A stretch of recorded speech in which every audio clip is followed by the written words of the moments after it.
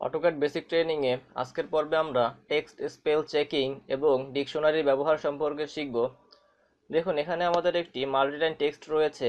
আমরা যদি এটিতে ডাবল ক্লিক করে এডিটর প্যানেল ওপেন করি, তাহলে দেখুন এখানে বেশ কিছু ওয়ার্ডের নিচে লাল দাগ রয়েছে। এটি যদি আপনি এরকম লাল দাগ ভুল স্পেলের ক্ষেত্রে না দেখতে পান, তাহলে দেখুন এখানে উপরের দিকে একটি অপশন রয়েছে স্পেল চেক। এই অপশনটি আমার মার্ক করা আছে। এটি যদি মার্ক না করা থাকে, তাহলে দেখুন এখানে কোনো স্পেল চেক করবে না, তাই এটি অবশ্যই মার্ক করে রাখবেন। এখন এখানে আপনি যখন টেক্সট এডিট করবেন, তখন যখন এই এই লাল দাগগুলো দেখবেন, তখন বুঝতে হবে এই ওয়ার্ডটি আপনার ভুল স্পেল করা হয়েছে, অথবা এই ওয়ার্ডটি অটোক্যাডের ডিকশনারিতে নেই। এখন এটি চাইলে আপনি এখান থেকে ম্যানুয়ালি এডিট করতে পারেন, ম্যানুয়ালি আপনি ঠিক করে দিতে পারেন এখান থেকে চেঞ্জ করে। অথবা আপনি যদি চান, দেখুন এখানে অ্যানোটেশন অপশনের মধ্যে আরেকটি অপশন রয়েছে স্পেল চেকের। এটি দিয়ে আপনি যখন অনেক বড় কোনো টেক্সট লিখবেন, তখন এটি বারবার চেক করা অনেক ঝামেলার, তাই এই অপশনটি ব্যবহার করা যেতে পারে। এটিতে আপনি ক্লিক করলে দেখুন এখানে একটি পপ আপ বারে বেশ কিছু অপশন রয়েছে।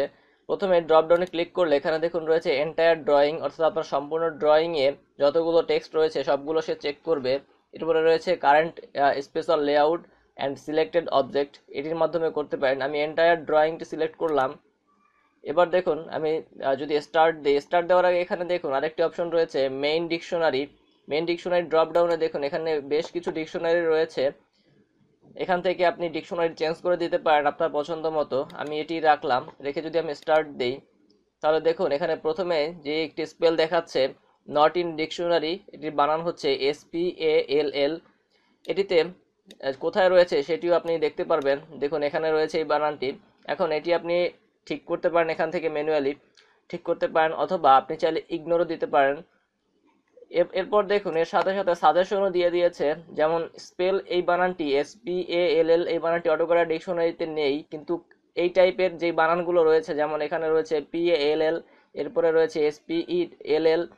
ধরুন আমি এটি দিয়ে চেঞ্জ করব, এটি দিয়ে যদি আমি সিলেক্ট করি এবং এখানে চেঞ্জ অপশনে ক্লিক করি, তাহলে এটি অটোমেটিকভাবে চেঞ্জ হয়ে গেল। এবং এরপরে দেখুন এটি চেঞ্জ হওয়ার পরে এরপরে যে ভুল বানানটি রয়েছে সেটিতে চলে গেল।